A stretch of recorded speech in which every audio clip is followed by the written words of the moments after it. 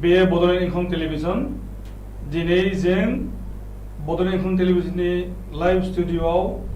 सावरायनो लादों मोनसे सावरायथुन जर'खा सावरायथुन बर' हारिनि अलखद आयदाजों दिनै बे सावरायथुनखौ बानायना लानाय जादों। स्टुडिअ'आव जों हांख्रायना लाबोदों people's joint action committee for Bodoland मुभमेन्टनि गाहाय हांख्रायगिरि गौतम मोसाहारि बिथांखौ खुलुमनाय होदों सिबिनाय होदों। लोगोसेनो हांख्रायना लाबोदों इउनाइटेड बर' ट्राइबेल अर्गानाइजेसन बेनि आफादगिरि मार्कस बसुमतारी बिथांनि सिबिनाय होदों खुलुमनाय होदों। लोगोसेनो अनलाइनाव दङ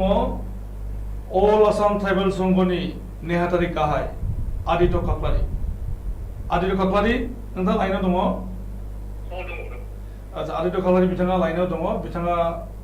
अनलाइननि गेजेरजों सावरायगोन जोंनि बे सावरायथुनाव। बयबो मिथिगौ जे दा समाव बर' हारिया जोबोद अलखदाव दङ। कर'ना भाइरासनि थाखाय गोबां साबजानो गोग्लैदों। बर' मानसिफोरा हादरनि गुबुन गुबुन जायगायाव खामानि मावहैनाय बिथांमोना गावनि न' फारसे फैनो हायाखै लकडाउननि थाखाय। बिथांमोना साबजादों लामायाव सोरबा साइकेलजों फैबाय थानाय जादों, सोरबा ट्रेन फेल जानानै ट्रेननि लामा हान्थिबोदों। बेबायदि आलाय सिलाय हालोद कलकाता, मुम्बाइ, बेंगालुरु, केराला, चेन्नाइ, दिल्ली, पान्जाब गोबां जायगायाव साबजाला जाफुदों। बिनि अनगायैबो जोंहा आरो गोबांथार बिथिङाव साबजाला दिनैनि समाव राजखान्थिनि थिलियाव साबजाला। बड'लेण्ड खुंथाय बर' हारिनि थाखाय बे मोनसे सन्माननि बानजायफारि। दिनै बे बड'लेण्ड खुंथाया बड'लेण्डनि जिनिखि गांनाय उखैनायखौ जोङो मोनजोबनो हायाखैब्लाबो जि एसे एनै मोननो थांदोंमोन बेखौ बर' हारिनि मानसिनि गेजेरजोंनो सामलायनाय थानाय जादोंमोन। 19 बोसोरहालागै दिनैनि समाव बे खुंथायाबो बर'नि आखायाव गैया जानानै दङ। गभर्नर सासनाव थांनानै दङ। बेजों लोगोसेनो दिनै बर'फोरनि रांखान्थि सोलोंथाइ गासै बिथिङा सुरुला जादों आरो बेखिनि बुब्लियावनो माखासेबां बर' सोमावसारिफ्रा एबा बर' गौथुमफोरा बावैसो जानानै थांनाय बिटिआर गोरोबथाखौ नाखस खालामनानै सोमावसारनो लागै हुमखि होदों। बेखिनियावनो जोङो मख'नो गोनां दङ जे भारतनि संबिजिताव भारतनि आयेन खान्थियाव बर' हारिनि एबा ट्राइबेल हारिनि रैखाथिनि गोबां बाथ्रा लिरनानै दोननाय जादों। नाथाय बेखौ जोङो ट्राइबेल हारिया एबा बर'फ्रा मोननो थांनाय जायाखै। आयेनाव दं,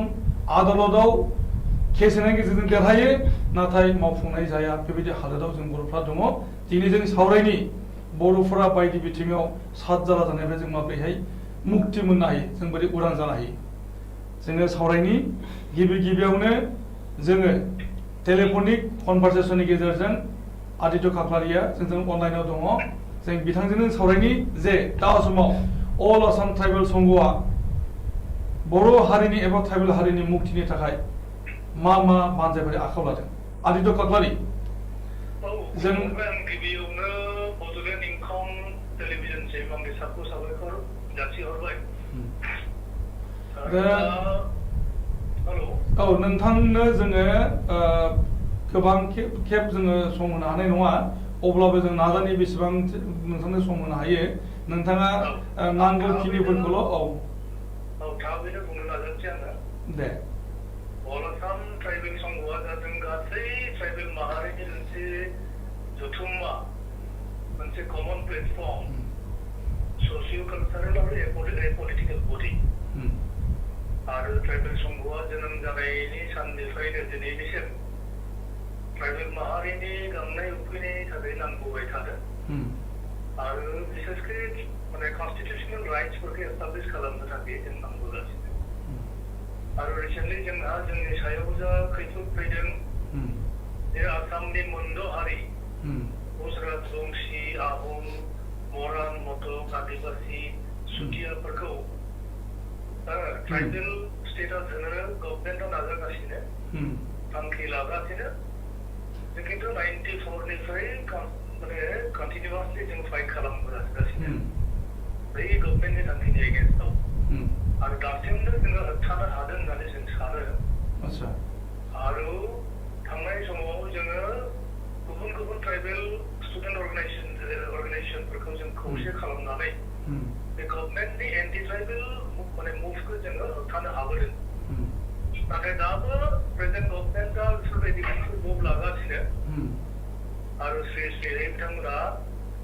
बिसोरो क्राइटेरिया फुलफिल खालामो होननानै जा डक्टर माने रेकमेन्डेसन हरनायनिबो बिथांमोना थांखि लादों ओंखायनो जोंहा जोबोद खैफोद जादों ट्राइबेल माहारिया आरो बेनि एगेन्स्टआव जों गासैबो खौसे जानानै जों नांनांगोन आरो ट्राइबेलफोराथ' गोबां प्रब्लेम थागासिनो जोंहा दिनैसिम जिथु रिकगनिसन अफ माबाया फरेस्ट राइट एक्टखौबो इमप्लिमेन्ट खालामाखै गभर्नमेन्टआ आरो बे फरेस्ट राइट एक्ट इमप्लिमेन्ट जायैनि थाखाय जोंहा लाख लाख जोंनि बर' मानसिफ्रा एबा ट्राइबेल माहारिनि मानसिफ्रा हा हु गैया जादों बिसोरो दा आनसार्टेन फरेस्टनिफ्राय बिसोरखौ एटेक खालामनो नागिरगासिनो आरो बे जोंनि मानसिफ्रा बांसिन फरेस्ट एबा फरेस्टनि खाथि खाला थानाय मानसि आरो बे हाफोरखौ जोङो माने 5 डिसेम्बर 2005 नि आगोलनिफ्राय थानाय जोंनि ट्राइबेल माहारिनो बे हाखौ होनांगौ बेनि थाखाय कन्स्टिटिउसनेल बाथ्रा खिन्थु दानि गभर्नमेन्टआ बेखौ होनो माने नागिराखै आरो रिजार्भेशन पलिसिबो प्रपारलि मेंटेन खालामाखै दासिम 12,577 बेकलग पोस्ट दं बे बेकलग पोस्टखौ दासिमबो फिलआप खालामाखै फोर्थ ग्रेड थार्ड ग्रेडनि बांसिन पोस्टआनो फिलआप जायाखै ट्राइबेल बेकलग दासिमबो एनक्रोचमेन्टफोरखौ फ्रि खालामाखै आच्छा इन्टाराप्सन काकलारि आं एसे दाबोदेरनि बहाय बुंदेरनि जे नोंथाङा बुंदों जे मोनद' हारिनो एसटि होनो थाखाय जोंनि सरकारा बानजायगासिनो दं बा नाजागासिनो दं बेखौ होबथानाय बाथ्रा नोंथाङा बुंदों आरो नोंथांमोना 1994 निफ्रायनो बे खामानिखौ मावबाय थादों होबथानाय हाबाफारिखौ जायनि थाखाय 96 आव माने राजबंशिफोरनो ट्राइबेल माने मर्यादा होनाय जादोंमोन आरो नोंथांमोननि प्रेसारनि थाखायनो सेन्ट्रेल गभर्नमेन्टआ बेखौहाय माने बन्द खालामफिननाय जादों बे अर्डिनेन्स जाबायमोन 96 आव नाथाय 6 दाननि उनावनो बे अर्डिनेन्सआ खामानि गैयै जादोंमोन बे सैथो दा समावहाय माने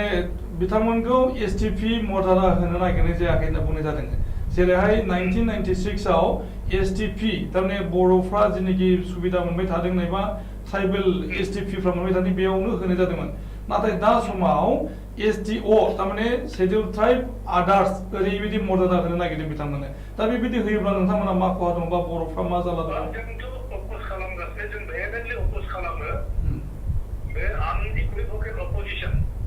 जोंनि गासै शेड्युल ट्राइब ग्रुपफोरा बेखौ अपोज खालामो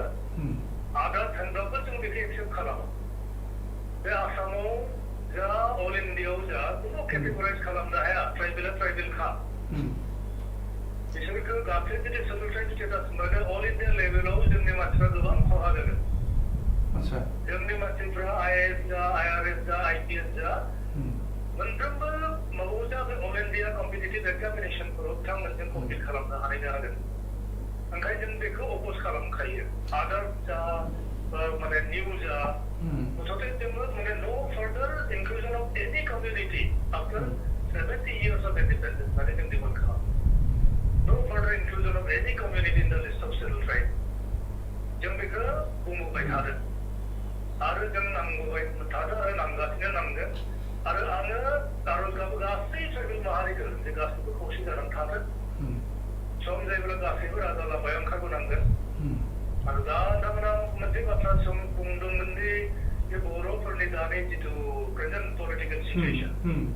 बेनि सायाव आं फंनैसो बुंनो नाजायो आच्छा बुंदे रिसेन्टलि 27 जानुवारि 2020 आव जा बिटिआर रेकर्ड जालांबाय बे बिटिआर रेकर्डखौ all sections of Boro' people all sections of Boro' organisation बिथांमोनाथ' एक्सेप्ट खालामदों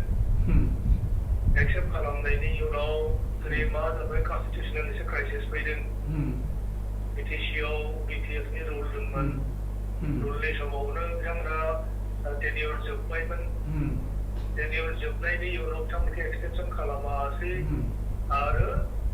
गभर्नमेन्ट अफ आसामा इनिसिएटिभ लानायनि उनावबो गभर्नर रुल होबाय होननानै मोनसे अभियोग फैदों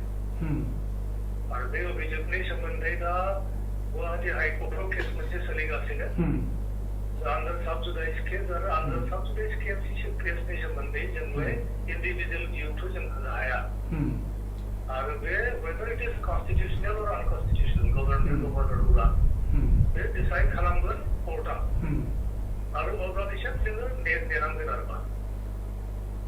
दा नोंथाङा माने बिटिआर सुक्तिनि सायाव मा बुंनो नागिरदों ट्राइबेल संघ हिसाबै नोंथांमोना ट्राइबेल संघ हिसाबै जोङो बे बिटिआर सुक्तिखौ जोङो वेलकाम खालामो आरो वेलकाम खालामनायनि बे जाहोनानो जाहैबाय अरायसम भाइब्रेसनाव थानाय एनडिएफटिनि मोनब्रै हारिया मोनब्रै माबायानो ग्रुपआनो मोनब्रै ग्रुपआ लोगोसे फैनानै पिस एकर्ड खालामनायानो जादों मोनसे बिराद माबाथावना एक्सेप्ट खालामथावना आरो बेखौ गासैबो जों वेलकाम खालामदों बर' भुमियाव थांग्रा बिटिसि एरियायाव बा बिटिएनि एरियायाव माने अरायसम शान्ति जाते एस्टाब्लिश जायो पिस एस्टाब्लिशमेन्टनि थाखाय बे एकर्डआ खिन्थु बिराद ऐतिहासिक माने ऐतिहासिक हिस्टरिकेल एकर्ड होननानै जों सानो गोबां सेक्सना नाथाय खुद्रिनायबो फैदों बे बिटिआरनि सुक्तिनि गेजेरजों बड'लेण्डनि मुभमेन्टखौ बन्द खालामनाय जाबाय ओरैबो होननानै बुंनाय जादों दा बेनि अनगायैबो जायफोरनाखि दैदेनगिरिमोनजों सुक्तिया जादों नाथाय बे दैदेनगिरिमोनहा जेलाव थाहैफिनजोबनांदों दा बैफोरनिबो माखासे अजुत दङ जायखौ जों नोंथांजों रायलायबावनि उन समाव नोंथाङा लाइनाव थाबाय था जोङो बे समाव जों दान्दिसे ब्रेक लानि जोङो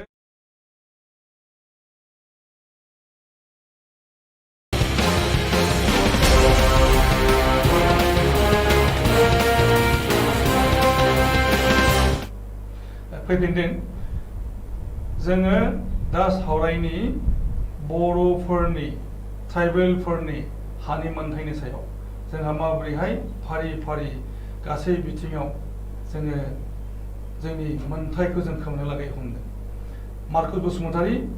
बिथांनि दैदेननायाव ट्राइबेल अर्गानाइजेसन मोनसे आफाद दङ आरो इउनाइटेड ट्राइबेल अर्गानाइजेसन बे आफादनि गेजेरजों बिथांमोना गुवाहाटी हाइकर्टआव केस होनाय जादोंमोन ट्राइबेल केस होनाय जादोंमोन आरो बिनि सायाव जोङो खननै गाहाम बे बड'लेण्ड इंखं टेलिभिजननि स्टुडिअ'आवनो सावरायथुन हाबाफारि बानजायखांबाय बिथांजोंनो दिनैनि समाव बिथांमोननि आफादा बर' हारिनि आरो ट्राइबेल माहारिनि थाखाय मा मावनो हादों मार्कस बसुमतारी नोंथाङा दा समाव बुं जे नोंथांनि गौथुमा नोंथां दैदेननाय गौथुमा बर' हारिनि अलखद जाफुनाय लोगोसेनो हा हुनि मोनथायनि सायाव दा समाव मा खालामनो थादों गिबियाव खुलुमबाय आरो हामबाय होनबाय सारखौ बे बड'लेण्ड इंखं टेलिभिजन श'आव आरो खनसेबाव आंनि बे खाबुखौ होनायनि थाखाय दा बे टपिकनि सायावहाय जोङो जुदि टिभि फ्रावहाय जोङो खोनायो माने ओरैबायदि बुङो दिल्लीया दिसपुरखौहाय बिमा बाथुल बादि बिमा बाथुलनि फिसा बादि बाहायो थिग बेबायदि दिसपुराबो नट अनलि दिसपुर दिल्ली दिसपुरा जोंनि क'क्राझार बा बड'लेण्डखौहाय बिसोरबो बे बिमा बाथुल बादि बा बिमा बाथुलनि फिसा बादि जोंखौ बाहायो दा बिनि खिन्थु जोंखौहाय सायावहाय गावनि होननानै सानो खिन्थु बिसोरो जोंखौहाय पलिटिकेलि जोंनि लेन्ड राइट्स जोंनि इक'नमिकेलि गासैयावबो बिसोर इन्टारफेयार खालामनानैहाय माने जोंखौ गाहायसायाव गाहायाव दोनलांनायनि लामा लागासिनो दं बेखौ जोङो दानिल' नङा पिटिसि समनिफ्रायनो जोङो बे बुस्थुखौ नुबोगासिनो दं नोंथाङा नोंथांनि गौथुमा दासिम मा मा मावबाय थादों जोंनि गौथुमा थिग बेखौनो आङो फैसिगौमोन लाइनाव माने जोंना मेन आसल जिनिसानो जोङो जोंनि जायगायावनो जोङो दिनै माइनरिटि जानानै दं बिनि जाहोनानो जाहैबाय जोंनि जेनाखि हा ट्राइबेल बेल्ट एन्ड ब्लक बे हायावहाय लाख लाख मानसिफ्रा जोंनि हाखौहाय ट्राइबेल बेल्ट एन्ड ब्लकनि हाखौहाय बिसोर आवग्रिनानैहाय दिनैहाय जोंनिफ्राय रासिन जानानै दं पपुलेसन जायनि फलावहाय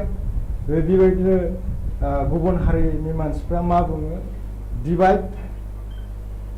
बिटिसि 70-30 होननानै सम सम बुंनाय खोनायो बिनो जोंनि थाखाय बिराद लाजिथावथाव आरो बिनि खारनखौहाय जोङो बियो जाहैबाय गासैबो दिल्ली दिसपुरनि पलिसि दा थिग बेबायदि नन बर'फोरखौनो बर' खालामनानै बिसोरो बर'नि सार्टिफिकेट जेनेबा एसटि सार्टिफिकेट होनानैहाय जोंनि फेसिलिटिसखौहाय बिसोर बेबायदि लाबोगासिनो दं इन्टारेक्सन खाख्लारि आदिल खाख्लारि जों नोंथांनि सेराव फैफिनदों आदिल खाख्लारि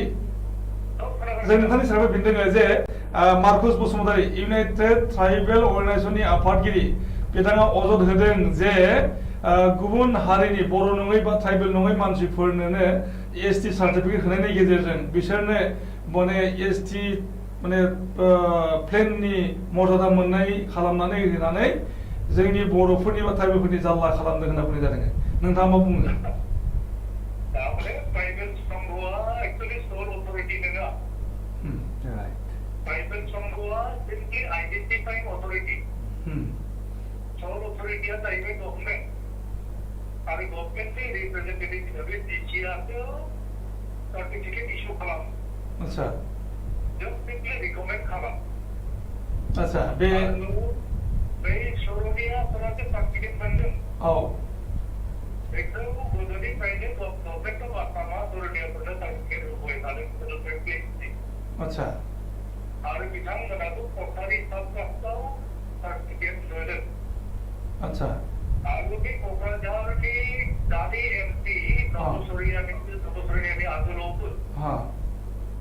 बिटिसि दानि बिटिसि आगोलनि आनडिभाइडेड बे गवालपारा डिस्ट्रिक्ट गोबां समस्तिनिफ्राय एसेम्बलि प्रेसिडेन्टफोरनिफ्राय सर'नियानि मानसिफ्रा एमएलए देरहाबोगासिनो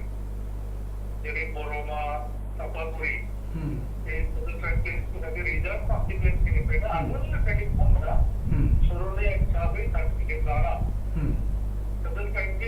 हिसाबै रिजार्भ कन्स्टिटुवेन्सिनिफ्राय एमएलए देरहाबोगासिनो आच्छा मोनसे खोथा खाख्लारि आं इन्टारेक्सन खालामनो नागिरदों जे नोंथाङा बुंदों जे डिसिआसो सोल अथरिटी माने सार्टिफिकेट होनायनि ट्राइबेल सार्टिफिकेट होनायनि अथरिटीया जाहैबाय डिसि नाथाय नोंथांमोनहा रेकमेन्डेसन होनायखौसो माने डिसिआबो माने काउन्टार साइन होनानै सार्टिफिकेट इस्यु खालामनाय जायो दा बेनिफ्राय मोनसे खोथा जों मा दा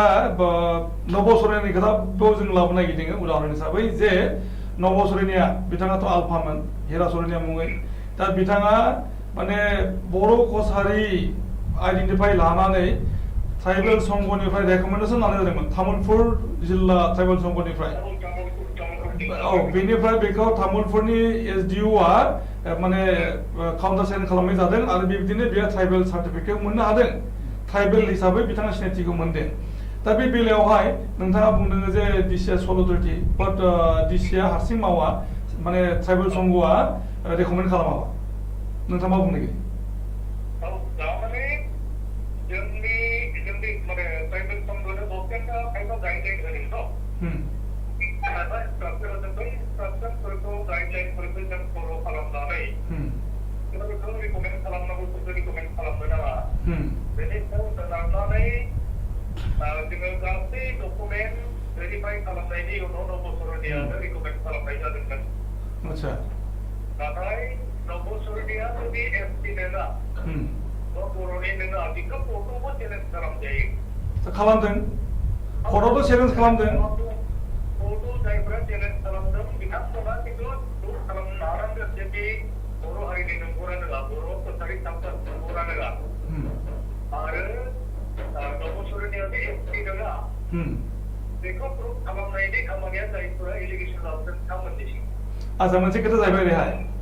जों मिथिनो मोननायाव जनकलाल बसुमतारी बिथांमोना गुवाहाटी हाइकर्टआव केस खालामदोंमोन नबसरनिया सेटलमेन्ट केस नङा होननानै खिन्थु बिथांमोना प्रुभ खालामनो हायासै आरो बिथांमोना प्रुभ खालामनो हायासै कर्टजों उल्थायै प्रपर्सना खालामजाबाय आरो बिथांमोना आं खोनानायाव सुप्रिम कर्टआवसिमबो थांदोंमोन सुप्रिम कर्टआवबो बिथांमोना जेनदों बे केसाव थारमाने सर'नियाफोरा गोदोनिफ्रायनो सेटलमेन्ट केसा खालामबोगासिनो आरो बे फेसिलिटिफोरखौ एनजय खालामबोगासिनो दा बाथ्राया मा नबसरनियाया हाइकर्ट गुवाहाटी हाइकर्टआव देरहादों बा सुप्रिम कर्टआवबो देरहाहैदों जौसिन बिजिरसालियाव देरहादों दा बेनि जाहोना जाहैबाय ट्राइबेल संघआ एफिडेभिट होनाय ट्राइबेल संघआ जेब्लानाखि नबसरानि जानानै गसंफाबाय अब्ला माने खुनु व्यक्ति एबा खुनु गौथुमफोरा माने बे केसआव देरहानाय नङा मानो होनना बुङोब्ला ट्राइबेल संघनो सल्ट अथरिटि होनाय जादों जे माने ट्राइबेल नंगौ नङा एबा मा हारिनि मानसि बिनि सिनायथिखौ नोंथांमोना होनो हाबाय थादों बेवहाय मोनसे बाथ्रा थालांबाय औ आं जेब्ला नेहाथारि जाजेनदोंमोन 99आव 2002आव जों मोनसे थांखि लाबाय बे गुबुन हारिनि नेम लानायफोर एबा उपाधि लानाय मानसिफोरखौ बिसोर सार्टिफिकेट होला आरो सरनियाफोराबो सोलोंथाइ मोनाखै सरनिया हिसाबै कुनु कमिउनिटि सोलोंथाइ लिस्टआव गैया ओंखायनो जोङो बिथांमोननो सार्टिफिकेट होलांनानै मोनसे थांखि लानाय 2002आव धेमाजि डिस्ट्रिक्टनि सिलापथारनि अधिवेशनाव लानाय 2002आव आच्छा आरो जोङो 2009हालागै 2009सिम जोङो सरनियाफोरनो सार्टिफिकेट होनायखौ बन्द खालामनायमोन नाथाय संबिधाननि आबहावायाव जेब्ला डब्लिउपिटि बिसि कनफिगारमोन बिथांनि प्रेसार आरो बारग' चिफ बिटिसिनि बिथां हाग्रामा महिलानि बिथां ओमफ्राय एक्जिस्टिं राज्यसभानि एमपि बिश्वजित दैमारि बिथां डिकेसिनि मुलुगनिफोरा दासिमनायनि इयुनाव आरो गभर्नमेन्टआ जेथिया डिसिफोरखौ अपारेट खालामबाय रंगिला आबहावानि दिनावनो जोंनियाव गासै डकुमेन्ट दंखायो जोंखौ बन्द खालामनाय बेलायाव मा खालामबाय रंगिला आबहावा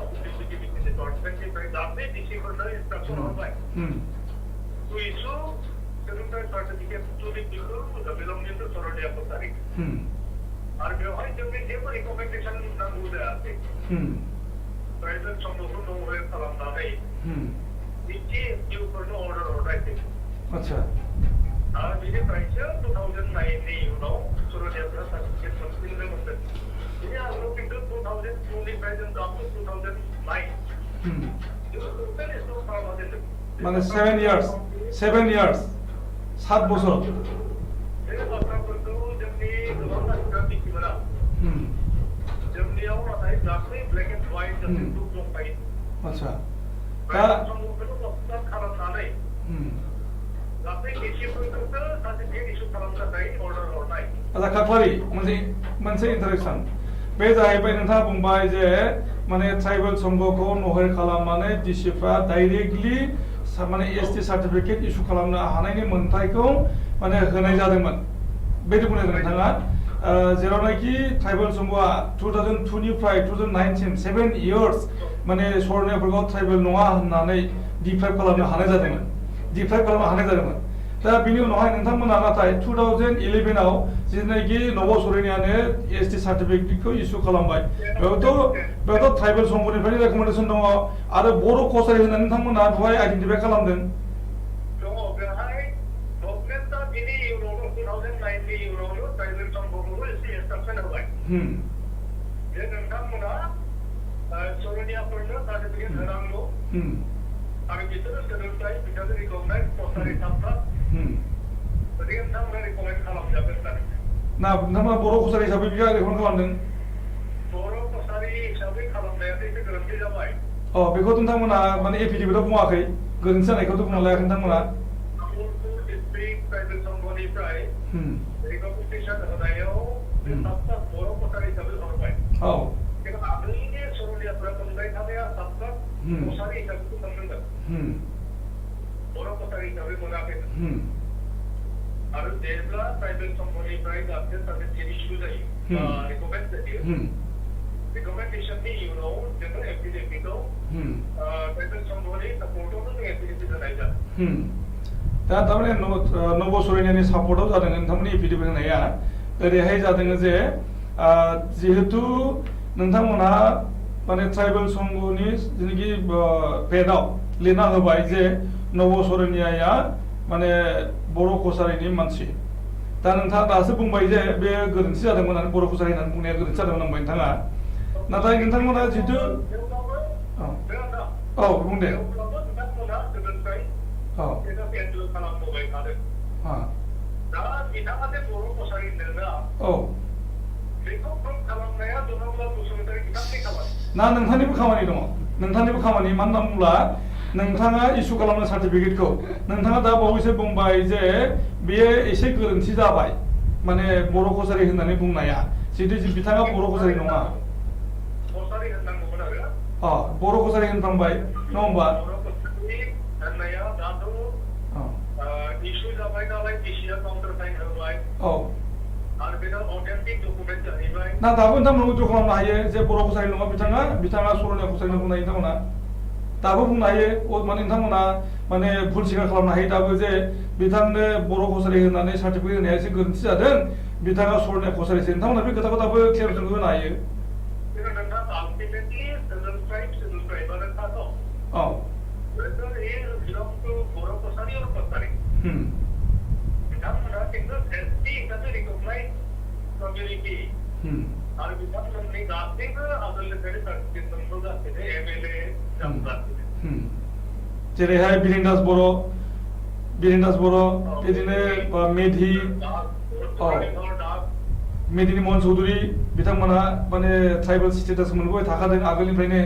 नाथाय 2002निफ्राय 2009 सिम 7 years माने सर'नियाफ्रा डिप्राइभ जादोंमोन जेरावनाखि ट्राइबेल संघआ दिसननानै जायो जे आচ্ছা नोंथांनो जोङो सम होबावगोन नोंथाङा एसे लाइनाव थाबाव जोङो फैनि जोंहा सासे दङ people's joint action committee for Bodoland मुभमेन्टनि गाहाय हांख्रायगिरि गौतम मोसाहारि नोंथांनि दैदेननायाव जिनाखि people's joint committee for Bodoland movement Gautam दङ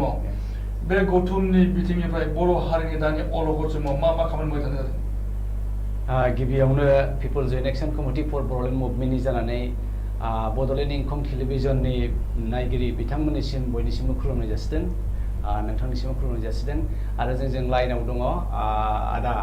आदित्य खाख्लारि अल आसाम ट्राइबेल संघनि आफादगिरि बिथांखौबो जोङो लोगोसे बरायना लाफादों बिथांखौ खुलुमदों लोगोसे आंजों लोगोसे दङ स्टुडिय'आवनो बिथां मार्कस इउनाइटेड ट्राइबेलनि आफादगिरि दा जोंनि पिपुल्स जइन्ट एक्शन कमिटि मावनायनि बेलायाव अबयसे जोङो हा रिलेटेड केसावहाय जोङो बेबायदि जेबो माबा दाबि दाबा खालामबोआखै खारन बेफोरखौ मावग्रा आफाद दंखायो होननाय बायदि दहाय जोंहा आदित्य खाख्लारि आदाया बुंनाय बायदि जे नब कुमार सर'नियाखौहाय बर' कसारि नङा होननानै प्रुभ खालामग्राया आफादा दंखायो होननाय बायदि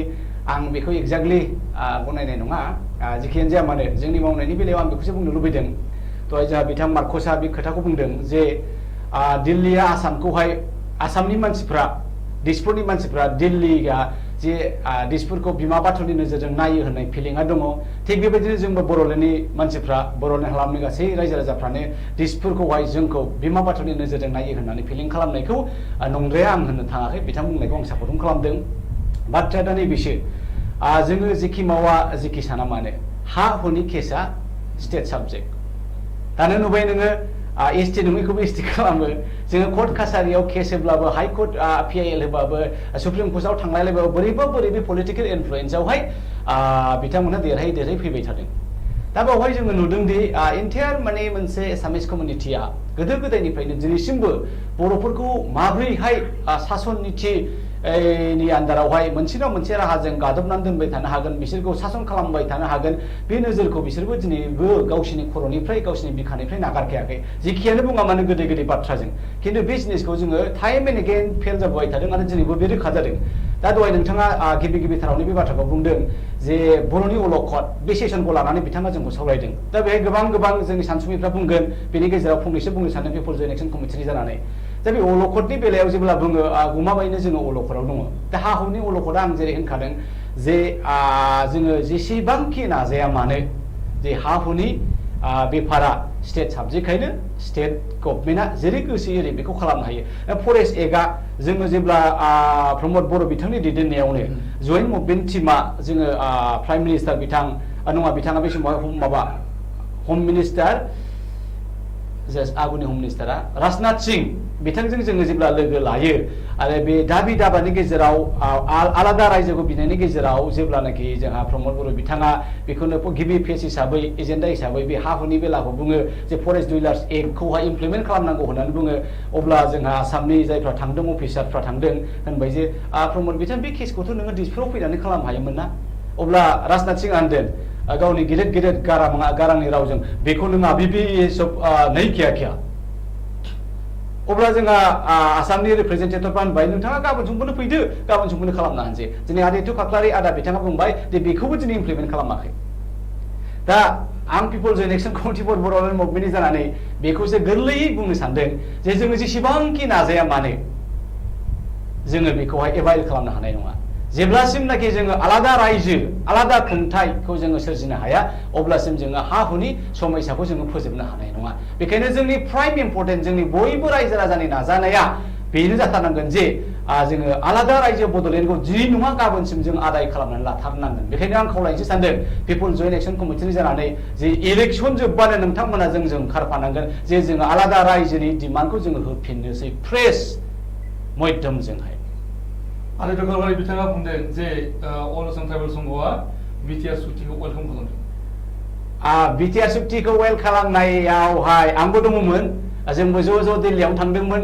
अबयसे बिटिआर नामा कर'नाव जागोन होननानै जोङो बेखौ मिथियाखैमोन जे ओरैबायदि बिथाङा बे बाथ्राखौ बुंदों जे बे मोनसे जे बर'नि थामथि सुक्ति बिएसि बिटिसि आरो दा बिटिआर बे बिटिआर होननानै जों रावबो मिथियाखैमोन मोनसे बर'नि बिराद गिदिर सुक्ति बे बिराद गिदिर सुक्तिया आदा आदित्य खाख्लारि बुंनाय बायदि बेबायदिनोमोन जे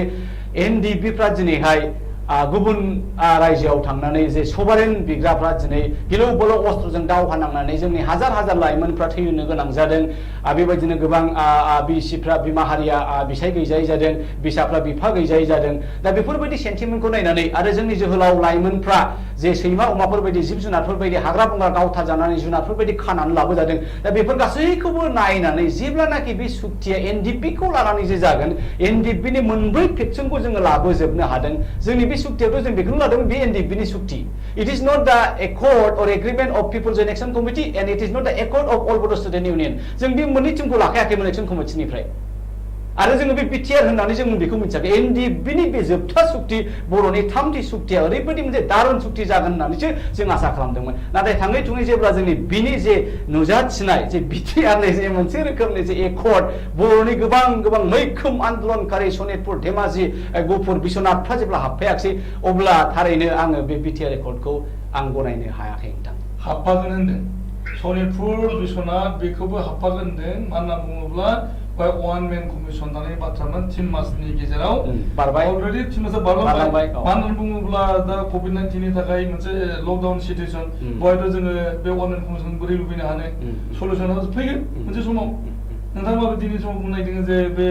माने सनितपुर आरो बिश्वनाथ हाबिखायनो बे बिटिआर सुक्तिया गाज्रि जायाखै खारन हाबनो फैगासिनो दं हाबगोन मावगोन जागोन बेखौ सोर होनफेरा बे रावखौ जोङो गोदोनिफ्रायनो खोनाबोबाय थाखादों नोङो एकर्डआव नाय मेमरेन्डाम अफ सेटलमेन्ट ओमफ्राय जोबनायावहाय नों मा नुदों मेमरेन्डाम अफ एग्रिमेन्ट दा जोङो लिरनायनि माखासे क्राइटेरियाफोरखौ नायोब्लाबो आरो गासिबो सेल जेखियानो जाया मानो बावहाय गोबां नायबिजिरनायनिबो खोथा दङ खिन्थु बाथ्राया बे जागोन फिउचार टेन्सआव गासिबो इयुन बिदिन थाजोबो जायागौमानिथ' जायाखै दिन्थि जाहोनानै अब्ला आंबो राजि जागोन अब्ला आंबो वेलकाम खालामगोन बिटिआर सुक्ति इज ए ग्रेट वान दा दिनैनि समाव जोंनि सावरायनाया जाहैबाय बर' हारिनि अलखद सोर मा मावलायनो हादों बे अलखद समावहाय बर' हारिनि मुक्तिनि थाखाय नोंथांनि गौथुमा मा मावदों पिपल्स जयेन्ट एक्सन कमिटिया नेशनेल डेम'क्रेटिक फ्रन्ट अफ बड'लेण्डजों स्रें थानानै बिथांमोना जेब्लानाखि अस्त्रखौ दोनथ'दोंमोन अब्लासिम जोङो बिथांमोननि दावहाखौ जोङो लांफाबाय थादोंमोन आरो दिनै एनडिपिआ गैयामोनब्ला बे सुक्तियाबो जायामोन आरो बे एनडिपिखौ सुक्तियाव लाबोनो हानायनि एखे आगदा आखाया people's joint action committee for Bodoland movement बेनि उनाव बिटिआर सुक्तिनि उनाव दासान्दि सोलिफुनाय बिपद समाव नोंथांमोना मा खालामनो दासान्दि आङो गमामायनि पिपल जयेन्ट एक्शन कमिटि गाहाय लिंथुमगिरि हिसाबै आरो मोनसे स्टुडिअ खुलिनानैब्लाबो आङो दिनै दाखालि जि गभर्नर खुंथाय बे मोनसे आनफर्चुनेट मोनसे पार्ट अफ दि बड' हिस्टरि जानानै थाबाय बियो दिनै मोनखानाय खुंथायखौनो 5 मिनिट होमा मालाय मा जानो बे गुबुनारिनि खुंथाय 10 मिनिट खुंथायब्लाबो बे गुबुनारिनि खुंथाय नों मोनखानाय जिनिसखौ गुबुननि आखायाव गथायनाय माने मा बेलाय बे गोदोनि बाथ्राखौनो रिपिट जादों हिस्टरि रिपिट इटसेल्फ दैमालुनि सावा दाबोनो खाराखै होननाय बायदि दा बे बाथ्रायाथ' रोखा रोखा जाबाय जोंनि बर' बिदा फंबाय जायफ्रा ज' थांनानै आन्दलन खालामदों जायहा ज' हगारनानै जोंनो आलादा रायजो नांगौ होननानै बुंदों आरो बेबायदिनो जोङो मोनसे खुंथायखौ मोननो हादों जेरै सोरबाया जानायखौ सैमाया जानायखौ अमाया नायनो हाया अमा जानायखौ सैमाया नायनो हाया डग एन्ड दा मेनजार ना गावनो जायो ना मालायखौनो जाहोयो गावबो जानो हाया आरो अमा जानायखौबो दाय दा बे रियेलिटिया फेस जादों आं ओंखायनो बाहाय दुखुसो मोनदों जे दिनैनि गभर्नर खुंथाया जोंनि थाखाय खोब लाजिथाव बेखौ लानानै जोङो पिपल जयेन्ट एक्शन कमिटिया हब्राबोदों जे गभर्नर नोंथां दाखालिबो गभर्नरा जेब्ला आसाम बा बिटिसि आव फैयो गोबां गौथुमफोरखौ लेंहरदों एनजिअफोरखौ लेंहरदों बाहाय आंबो दंमोन आं डाइरेक्टलि होनदों जे sir we are not displaced with you but since looking the tune of Indian democracy being the largest डेमोक्रेसि in the world जोङो नर्मेल खुंथायखौ लुबैदों जों लाजिदों माबे इमारजेन्सि खारननि थाखाय बाहाय गभर्नर सासन जानांगौ बेखायनो नोंथाङा प्लिज इमिडिएटलि इलेक्शनखौ नोंथाङा खालामनांगौ नङाब्ला 6 मास एक्सटेनसनखौ बिपिएफ पार्टिनोनो होनांगौ बे खामानिखौ जों मावदों आচ্ছা आदित्य काकलारि जों नोंथांनि सेराव फैबावदों दा गभर्नर सासन जाबाय थादों बड'लेण्डआव joint people joint action committee for Bodoland movement बिथांमोना गभर्नर सासनखौ लुबैयाखै आरो बिथांमोना प्रटेस्ट खालामदों होननानै बुंनाय जादों ट्राइबेल संघनि बिथिंनिफ्राय नोंथांमोना मा बुंनो नागिरो जे बड'लेण्डआव गभर्नर सासना जाबाय थादों बिनि सायाव नोंथांमोननि बानबुंथि आं दा बे समाव इन्डिभिजुवेल कमेन्टखौ होनो थांब्ला आं बे आनकनस्टिट्युसनेल जागोन माने लकडाउननि आगोलनिफ्राय दिनैसिम जोंहा ट्राइबेल संघनि सेन्ट्रेल एक्जिकिउटिभ मिटिं जों जिरायनो हायाखै दासिमबो गतिके बे सोमोन्दै आं इन्डिभिजुवेल कमेन्टखौ होआ नाथाय नोंथाङा बे समाव बे कमेन्टखौ होनाय जायोब्ला बे पलिटिकेल कमेन्ट जागोन आरो जोंनिया जाबाय नट पिउरलि नन पलिटिकेल अर्गानाइजेसनथ' खिन्थु जोंनि ट्राइबेल संघआवबो गोबां बिपिएफनि मानसि दोङो एबसुनि मानसि दोङो माने बेफोर इडिअलजिखौ फल' खालामनाय ओंखायनो बिथांमोना हामा साननो नाङा आं इन्डिभिजुवेल कमेन्टखौ होआ आচ্ছা आरो आं बेखायनो एकदम गिबियावनो बुंखादोंमोन जे गभर्नर रुला कन्स्टिट्युसन ना नंगौना नङा बेनि सोमोन्दै बे आन्डार साबजुडाइज केस नालाय court will decide whether it is constitutional or not आं बेखौसो बुंनो सानो आচ্ছা कोर्टआ मा जाजमेन्ट होयो जों बेखौनो गनायना लागोन आচ্ছা जोङो दान्दिसे ब्रेक लाबावनि बिनि उनाव जों फैफिननि बर' हारिनि अलखद बिनि सायाव सावरायबावनि गोबांथार बाथ्रा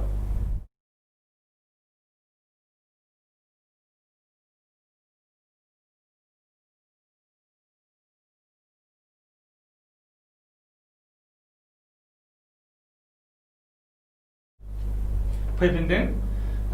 मार्कस बसुमतारी नोंथाङा खोनाबाय थादों जोंनि दानि समनि अलखद रायजो प्रसासन बड'लेण्डआव नोंथाङा नोंथांनि गौथुमनि गेजेरजों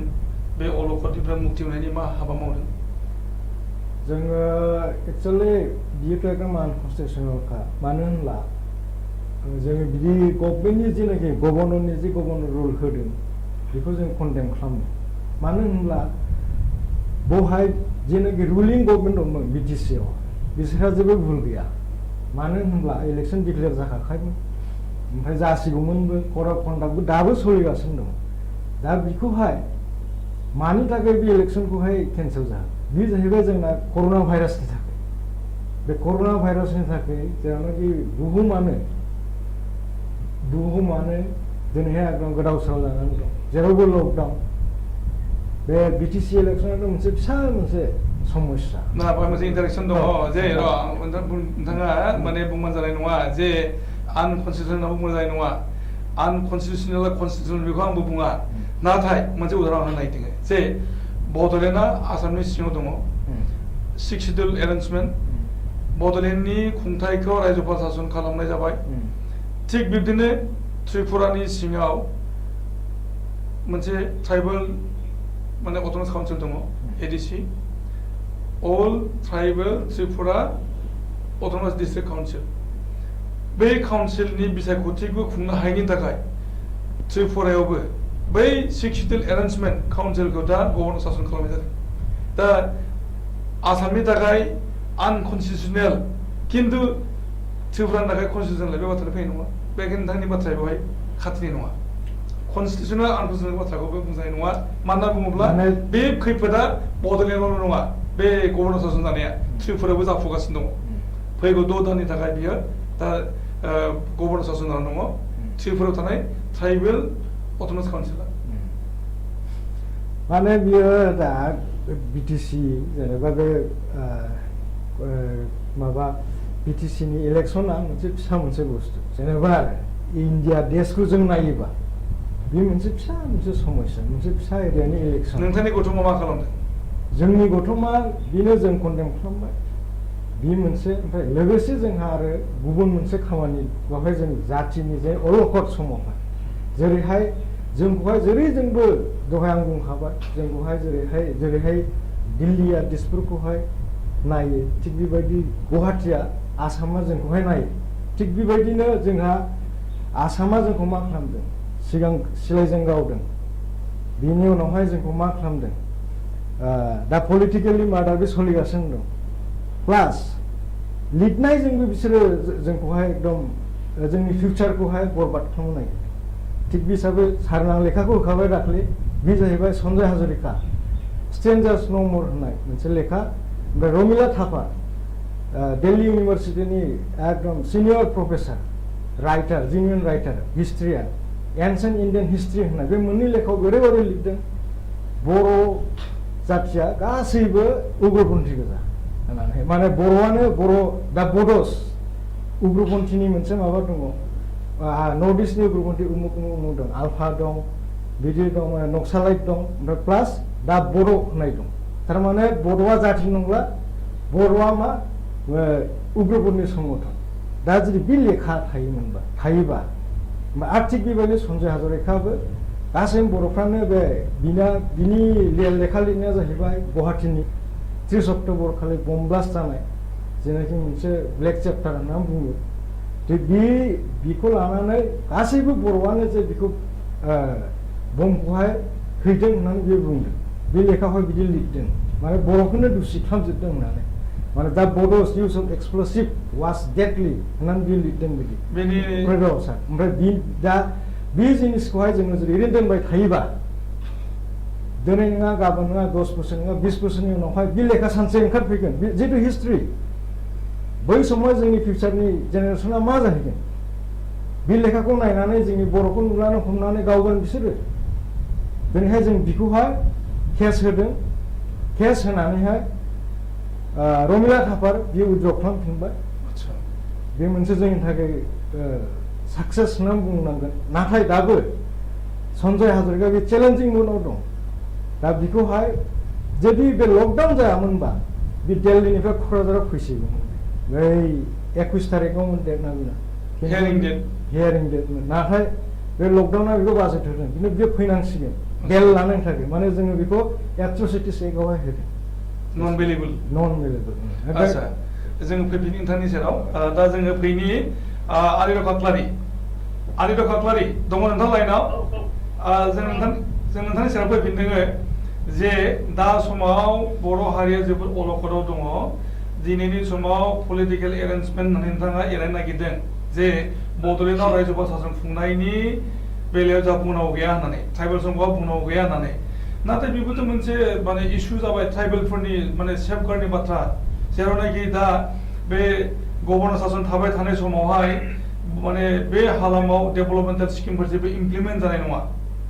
अबयसे बेवहाय दाखालि मैया सानसेनि आगोल दिनावहाय माने इलेक्शन कमिशननिफ्राय मोनसे क्लियारेन्स होनाय जादों गभर्नरनो हरनाय जादों जे बड'लेण्डआव इलेक्शननि थाखाय मडेल कड अफ कन्डाक्टआ दासिम सोलिबाय थादों दा बे बेलायाव माने पन्चायत एन्ड रुराल डेभेलपमेन्टनि खामानिफोरनि थाखाय बेखौहाय रिलेक्सेसन होनाय जाबाय होनना बुंनाय जादों दा माने पन्चायत एन्ड रुराल डेभेलपमेन्टनि जिखिनि फान्डफोर दा इउटिलाइज खालामनाय जागोन नायबा एसे थाखा दङ बिटिसिआव दङब्ला बेखौ बाहायनो हागोन बेखौ बुंनाय जादों नाथाय जिहेतु पन्चायत एन्ड रुरल डेभेलपमेन्टनि गेजेरजों जिखिनि खामानिफोर मावफुंनाय जायो बेहा बे पन्चायती राज एक मथे इलेक्सन जायाब्ला बेवहाय डेभेलपमेन्ट स्किमफोरनि फान्ड फैनाय जाया दा दा सिक्स सिडुलाव पन्चायती राज गैया दा सिक्स सिडुलनि एरेन्जमेन्टखौनो पन्चायती राजाव खोख्लैनाय जायो जितु सिक्स सिडुलाव बिसायख'थिया जानाय नंलिया बा जायाखै 6 month बेयो जाहैबाय माने गभर्नर सासन थाङोब्ला बा बोसोरसे गभर्नर सासन थाङोब्ला बेवहाय माने बे एलेकानि डेभेलपमेन्ट स्किमनि थाखाय सेन्ट्रेल गभर्नमेन्टनि खुनु फान्ड मोननाय नङा दाख्लैनि रिलेक्सेसन होनाया जाहैबाय थाखानाय थाखाखौ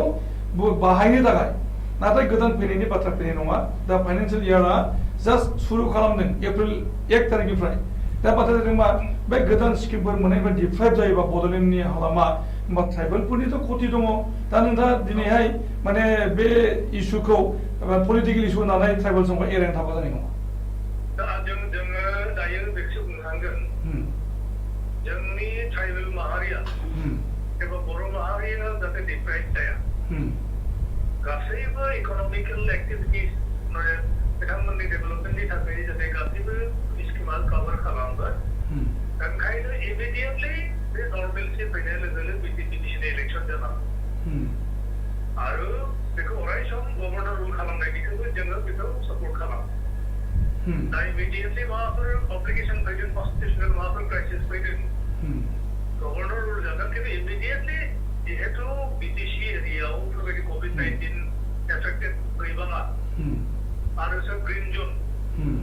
आरो जेरावहाय मडेल कड अफ कन्डाक्ट दासिमबो उइथड्र जायाखै ओंखायनो इमिडियेटलि इलेक्सन खुंनांगौ बे इलेक्सन जानांगौ आच्छा नोंथांनि दाबिया माने अल आसाम ट्राइबेल संघनि दाबि औ इलेक्सन जानांगौ इमिडियेटलि आच्छा जों नोंथांनि सेराव फैफिननि जों दान्दिसे ब्रेक लाबोनो नागिरदों बिनि उनाव जोङो सावरायबावगोन दान्दिसे ब्रेक लादों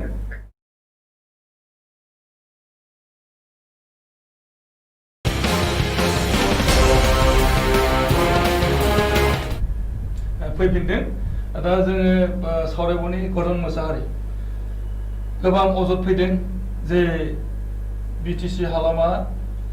ग्रिन जनमोन माने कभिड कर'नानि आवथायाव गोग्लैयाखै ओरै होनना बुंनाय जादोंमोन ग्रिन जन हिसाबै फोसावदोंमोन नाथाय मा जाबाय अजदा फैबाय जे ग्रिन जन जायगा मालाय मा जानो क'क्राझाराव गोबांथार क्वारेन्टाइन सेन्टार फसंनाय जाबाय क'क्राझारल' नङा चिराङाव फसंनाय जादों बाक्सायाव फसंनाय जाबाय आरो उदालगुरियाव फसंनाय जाबाय जायनि थाखाय ग्रिन जननि केरेक्टारा दा गैलिया बेनि थाखाय अजद लाबोदों गभर्नर सासन जानायखाय बे जानो लागै हमबाय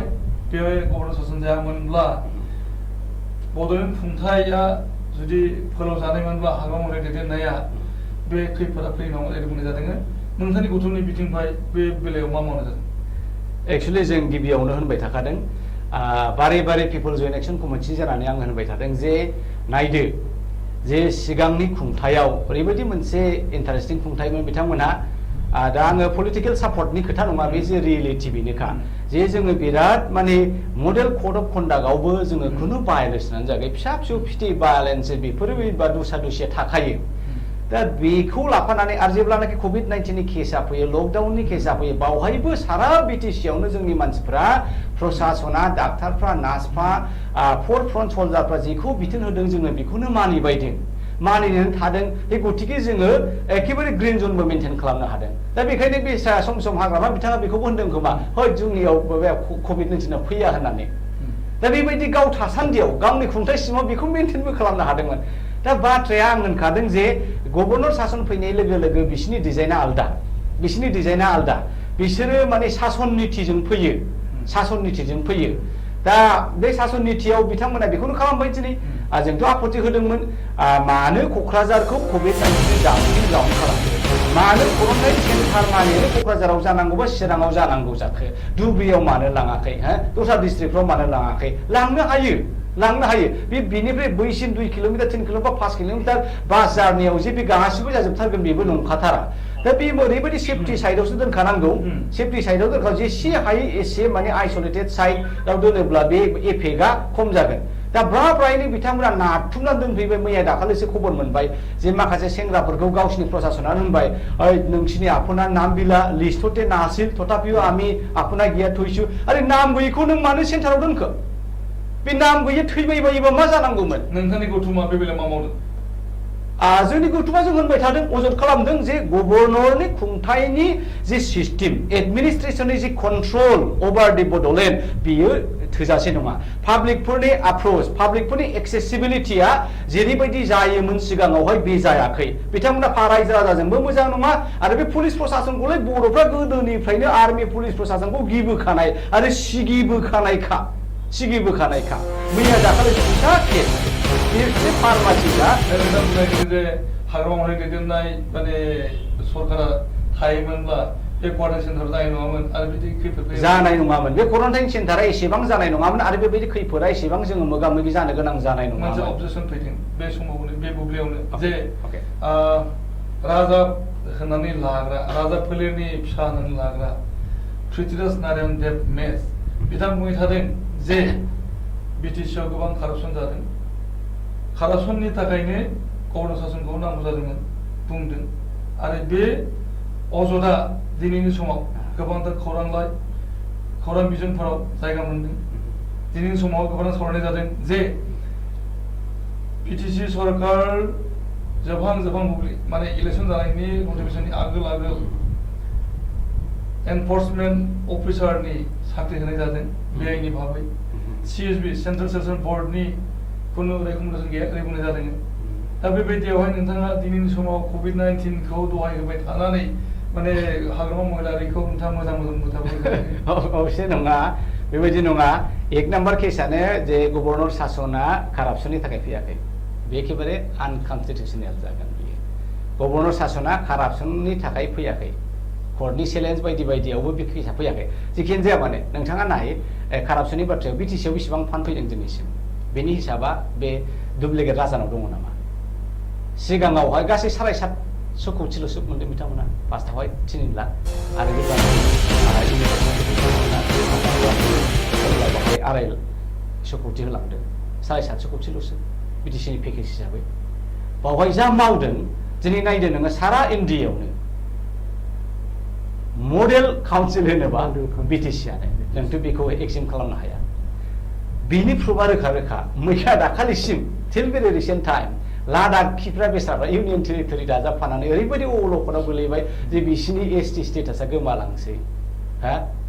दा बेखौ मा खालामबाय बिसोरो अबाव थांगोन अबाव थाङा बबे काउन्सिला साबसिन एग्जाम्पल डेभेलप एग्जाम्पल हानि सुरक्षितखौ बोरै खालामनो हादों दा बेखौ स्टाडि खालामनो मास दंफैयो बिथांमोना टिमखौ लानानैनो दा बेखौ नायोब्ला नोङो कारापसननि व्हाट इज द मिनिं अफ कारापसन कारापसन होननाय लोगो डिसअनेस्टि Just dishonesty comes first. Dishonestyया थाखा फैसानिल' dishonesty नङा नोंनि बुंनाय रावनि dishonestyयाबो कारापसन जायो दा बबे लेभेलाव हाग्रामाखौ कारापसन नुनो नागिरदों नों नाय दिनै बिटिसिनि डेभेलपमेन्टआ आसामनि टटेल शेपखौ नायोब्लाबो बिटिसिया थख' बिटिसिखौ दिनै बिथांमोना मेगन सादों हनै बर'फ्रा देरजोब्बाय हनै बिटिसि बासिबा देरजोब्बाय बिसोरनो होबाय थाबा जोंसो थालांगोन बायदिसो फैबावदों बबेखौ कारापसन लेभेल खालामदों CSBआ मोनसे सिलेक्सन कमिटि बोर्ड बिटिसि दानानै होनाय मोनसे सिस्टेम खालामदों साख्रि होनोब्ला CSBनि रेकमेन्डेसन नांगौ थारमाने इन्टारभिउ फाथिनाय जानांगौ इन्टारभिउ फाथियालासेनो 7 सुबुंखौ एनफोर्समेन्ट अफिसार हिसाबै थिसनदों होननानै अजद लाबोदों राजा पृथ्वीराज नारायण देव राजा he cannot be king of the Boros जिखियानो जों खारन बेनि लेगेसि दाथायावबो जोङो बेखौ बर' मोनाखै दा बाथ्राया ओरैसो कारापसनखौ आं जायाखै होनाखै बबेबा लेभेलाव अफिसार लेभेलावहाय बा मेजिस्ट्रेट लेभेलावहाय कारापसना जादों हाग्रामा बिथाङा एसे नोजोर होसिनबावोमोनब्ला बेफोरबायदि कारापसनखौ एभयड खालामनो हाबावगौमोन दा आङो बेखौ नों जुदि बिथांमोना CSBआव बेबायदि एलिगेसनखौ नुदोंबा बिथांमोना प्रुफ जानांगोन आरो एकर्डिंलि दे मास्ट बि पानिश्ड बाय खुनु आपत्ति गैया जोंहा दा खिन्थु बिटिसिखौ कारापसनजों जुदि लेबेल खालामोबा दिस इज फल्स जों दान्दिसे ब्रेक लाबोदों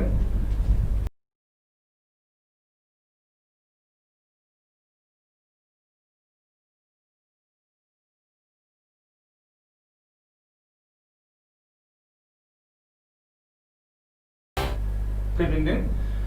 मार्कस बसुमतारी नोंथाङा मा बुङो जे रायजोआव सासन जादों कारापसननिफ्राय मुक्त खालामबोनाय जादों बिटिसिखौ दा बावैसो सावरायदों गरन मोसाहारि बिथाङा बुंदों जे अफिसारफ्रा कारापसन खालामदों बेखौ जोङो नंखाय बुंनो हाया नाथाय बेखौ खुंगिरिया आरो एसे नोजोर होबावोमोनबा बे कारापसनखौ बन्द खालामनो हागौमोन जादों नोजोर होनाय जायाखै सादाइन माने आनसेलेक्टेड बिजाथिफोरखौ साख्रियाव थिसनदों एनफर्समेन्टनि थाखाय माने ट्रेन्सपर्ट डिपार्टमेन्टआव नोंथाङा मा बुंनो आदसा सार बे एलिगेसनखौ सोर लाबोदों राजा पृथ्वीराज मेसआ आरटिआइ होनानै मोनदों जे जानाखि सादाइन सुबुंनो साख्रि होदों बियो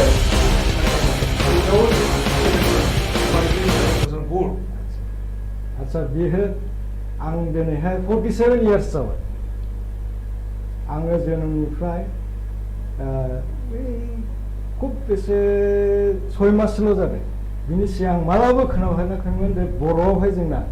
राजकुमार दं बा राजा दं बेखौ दोनथ'दो बेखौनो आं बुंनांगोन मानोना बियो सासे माबा अपोजिसननि मानसि जानानै दङ जेनेबा चिफ मा जाहैबाय बिटिसि चिफ हाग्रामा महिलारिया बे बिपिएल रुलिं पार्टि ओमफ्राय बे जाय बुंग्रा एलिगेसन लाबोग्रा बे जाहैबाय इउपिपिएल जोंना दा इउपिपिएलनि मानसिया बिदिखौल' एलिगेसन लाबोखागोन खिन्थु बबेसिम नंगौ नङा आं बेखौ मिथिया नलेज गैया खिन्थु आंनि साननायाव बिदि एलिगेसनखौ लाबोखागोन जिहेतु अपोजिसन ना अर्डार कपि दङ आरटिआइ अर्डार कपि मोनदों थागोन थानोबो हागौ जानोबो हागौ दा बियो पलिटिकेल बेफार बियो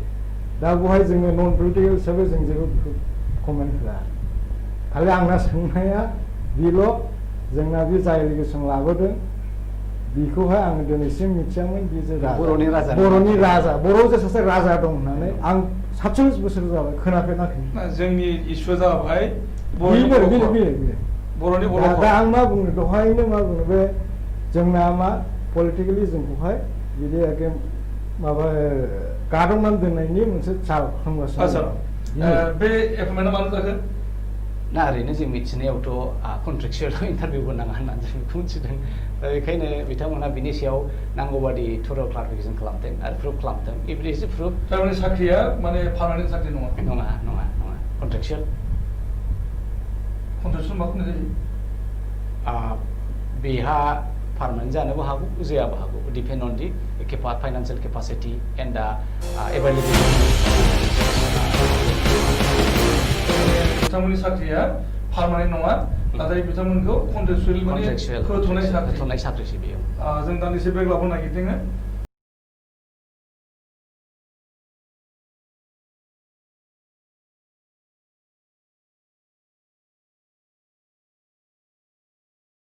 फैफिनदों जों गोबांथार सावरायदों सम गोबांथार गैया जोङो बर' हारिनि अलखदनि सावरायबाय थादों गोबांथार बिथिङाव जोंहा दिनै अलखद सम जों दिनै सावरायदों बर' हारिनि हानि मोनथायनि सायाव जोंनि अलखद पलिटिकेलनि सायाव जोंनि अलखद आरो बर' हारिनि मोनथायनि बिथिङाव गुबुन हारिनि मानसिया जोंखौ आरो डिप्राइभ खालामफैनायनि बाथ्रा ट्राइबेल संघ अल आसाम ट्राइबेल संघनि नेहाथारि गाहाय आदित्य काकलारि दं लाइनाव दं नोंथाङा आच्छा जोङो लाबोफिननि मोनसे अजदखौ जे नब सरनियाया खननै गाहाम एमपि जाबाय गोबांसाया अजद लाबोबाय थादों जे नब सरनियाया बर' कसारि नङा आरो ट्राइबेलबो नङा बिथाङा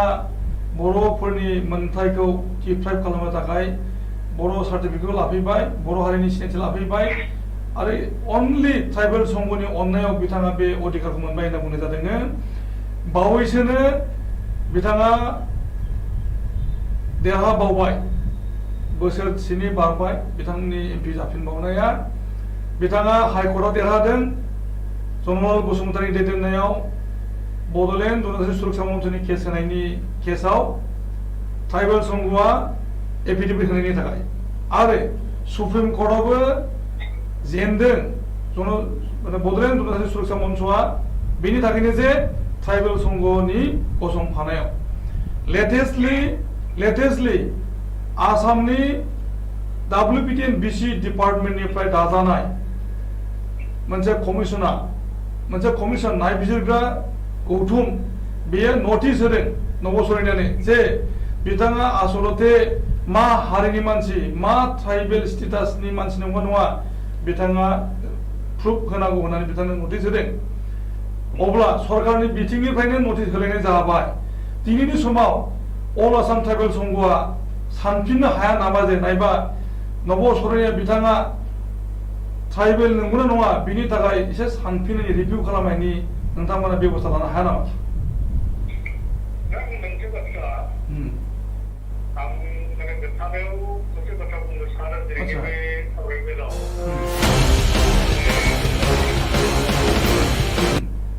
नोंथांनि बाथ्राफोरखौ आं मोजाङै खोनासंनो मोनाखै थेवब्लाबो आं लाइनाव दंखायो स्टेट लेभेल स्क्रुटिनि कमिटि होननानै मोनसे कमिटि दं बे गभर्नमेन्टआव बिटिआ दाबाय आरो WPT BC डिपार्टमेन्टनि कमिशनारा बे स्क्रुटिनि कमिटिनि चेयारमेन जायो आल्टिमेटलि कोर्टनि इयुनाव बिथांमोननो नारनानै हरो माने कास्ट स्टेटासनि सोमोन्दै बिथांमोना डिसाइड खालामो जे मोनसे गेदेरफोरा आरो सेकेन्ड जाबाय committee on welfare of SC/ST Assam legislative assembly बे गासै SC/ST एभेलेबलखौ लानानै दाजानाय मोनसे कमिटि दा कमिटिनि चेयारमेना जोंहा बै बिसमिनि एमएलए बिथांमोना मा नाममोनलाय कमल सिंह नार्जारी बिनि चेयारमेन आरो गोदो चेयारमेन दंमोन रिहन दैमारि बिथाङा दानिया बे कमल सिंह नार्जारीयानो बिथांमोनाबो बेफोर केसखौ नायनो हायो जोङो माने केसनि माने फेभाराव जों गसंनाया जादों बेनो जों मिथि मोननायाव सरदियाफ्राबो बर' हारिनिनो मानसिमोन नाथाय बिसोर गुस्लायनाय होननानै बुङो जोंनि मानसिफ्रा खिन्थु गासै फेसिलिटिफोरखौ बिथांमोना मोनबोबाय आरो एमएलएबो जादों गाथाम जाबाय लोगोसेनो कनजिकिउटिभ एमएलए देरहानायबो रेकर्ड दं होमब्ला निश्चय जोंहा मोदोमावनो लाखैमोन जेब्ला क'क्राझारनिफ्राय सासे बर' मानसि देरहाबोबाय थानायाव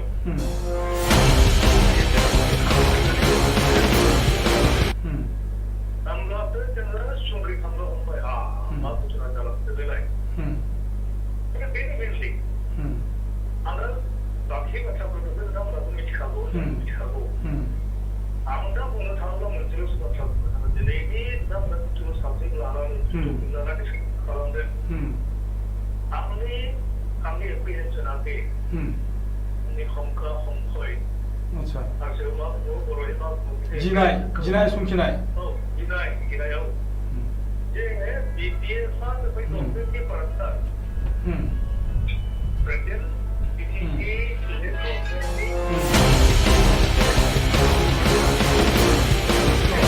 BPF गणशक्ति राभा सुरक्षा पार्टी तिवा सुरक्षा पार्टी मिलिनानै गभर्नमेन्ट जादों 12 जन एमएलए बिटिएफआ साथाम केबिनेट मन्त्रि बे केबिनेट मन्त्रि साथाम आरो गभर्नमेन्टनि पार्टनार आरो बिटिसिनि 17 इयार्स बिथांमोननि रिजाइन दङ बे खेत्रआव माबोरैहाय बिथांमोननि गेजेराव मिसआन्डारस्टेन्डिं जायामोनब्ला माबोरै बिटिएसनि रुलखौ एक्सेप्ट खालामालासिनो माने गभर्नरनि रुलखौ होखो आरो बिथांमोननि गेजेराव जुदि मोजां आन्डारस्टेन्डिं दङब्ला दा एनसुइं बिटिसि इलेक्सनाव मानि थाखाय माने बिजेपिआ इन्डिभिजुवेलि फाइट खालामनाय माने थांखि लादों आंनि कुइसन नै खाबारि आंनि कुइसना एकदम स्ट्रेट फरवार्ड बे कुइसना जाहैबाय जे दा समाव जिहेतु आसामनि WPTN BCनि कमिशनारा नटिस होनाय जादों नबसरनायानो जे नोंथाङा ट्राइबेल नंमारगौ नंमारा बेनि प्रुफखौ होनांगौ दा बे बेलायावहाय माने ट्राइबेल संघआ माने मा रल प्ले खालामदों जोङो गुटे प्रसेस फर्म्स नायगोन सालिजारि नायनानै जों माने सर्टलि एक्जिकिउटिभ मिटिं जिरायनानै बेनि सायाव जों थांखि लागोन आरो जुदि हाइकआव जोङो रिभिउ खालामनाय नाजागोन आच्छा बेखौनो लुबैदों गोबां अजद होग्राफ्रा बेखौ लुबैदों नोंथांमोननिफ्राय आरो गोबां साया माने अजद लाबोबाय थादों जे माने ट्राइबेल संघनि थाखायनो दिनै बर'नि माने मोन्थायफोरा सानफा एफा गोमालांनो थांगासिनो दङ दा दिनै नोंथाङा मोजां मोनसे खोथा होनबाय जे नब सरायनायानो बर' कसारि होननाया एसे गोरोन्थि जादों होनना बुंबाय आरो नै दा जोबनाय समाव नोंथाङा बुंबाय जे रिभिउ खालामनो सानजायो होननानै नोंथाङा दा समाव बुंबाय दा बियो बै जायफोरनि अजद लाबोग्रा बिथांमोननि थाखाय मोनसे थुलुंगाखांनाय बिथिं जागोन जोङो जोंनि जेबो ट्राइबेल संघनि जेबो दुखु गैया ट्राइबेल संघआ खोब स्ट्रेट फरवार्ड नाथाय जोंनि सायाव जेरैबायदि पलिटिकेल प्रेसार गेजेर ससेयाव थांबाय आरो बेफोरो जायो माने मा होनना बुङो अपेन सिक्रेट जों खायफा बाथ्रा दानिया रेडिअ बुंनो हाया गथ'थे जोङो बे जुदि अथेन्टिसिटिनि सायाव सोरबाबा फैयो कुइसन फैयोब्ला जोङो मोनसे कुइसनखौनो जों रिभिउ खालामो आच्छा नोंथांनो गोजोननाय होदों गोबांथार सम लानो हायोमोनबा मोजां जागौमोन समा गोबां गैया आरो बर' हारिनि अलखद होनना बुङोब्ला गोबांथार बिथिङाव जों दा माने आगान होनो गोनां जादों आरो मोनफ्रोम आगानावनो जोंहा अलखदनि फारियाव सफैदों दा जोङो गोबां सावरायनांगौमोनब्लाबो सावरायबावनो जों सिगांनो हायाखै नोंथांनि सेरावहाय मार्कुस बसुमतारिया दहायनिफ्रायनो बिबाय थादों सम बिबाय थादों जे आदित्य खालारि बिथांनाव आंहा सोंनांगौ दं होनबाय थादोंमोन मार्कुस बसुमतारि बिथाङा सम होनो हायाखैमोन बिथांनो नोंथां आच्छा सार आं खालि बे मोनसेल' सारनि एडभाइस नांगौ आरोखि बे जाहैबाय बे जेलानाखि ट्राइबेल सार्टिफिकेट ट्राइबेल संघनियाव लांनो फैयो बे समावहाय लिगेसि डाटाखौहाय प्रडिउस खालामनायनि मोनसे आयेन बानायबा माबोरै मोजां जायो औ सार बेखौ एकदम मावथायब्ला माने गुबुनफ्रा बेवहाय हाबनो हानाय नङा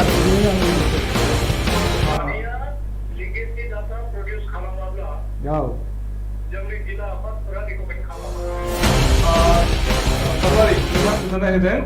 गोजोननाय होदों जोङो उनाव सावरायनो नाजाबावनि नोंथांखौ जोङो हांख्रायहरगोन स्टुडिअआव नोंथांखौ जों मिजिं खालामबाय नोंथाङा जोंनि स्टुडिअआव फैनानैहाय नोंथांनि बुंनांगौ बुंजोबनो खाबु लागोन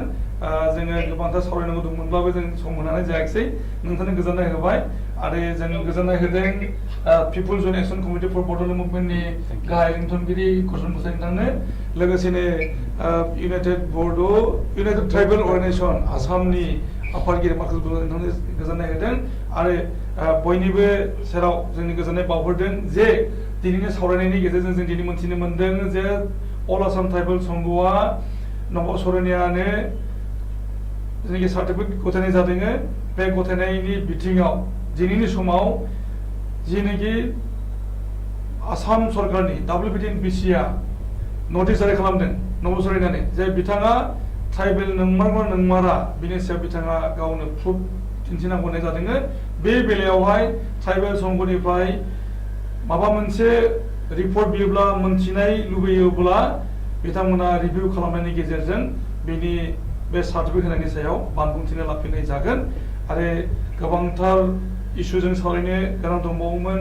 दिनै समाव जों सावरायबाय जे गभर्नर सासननि बाथ्रा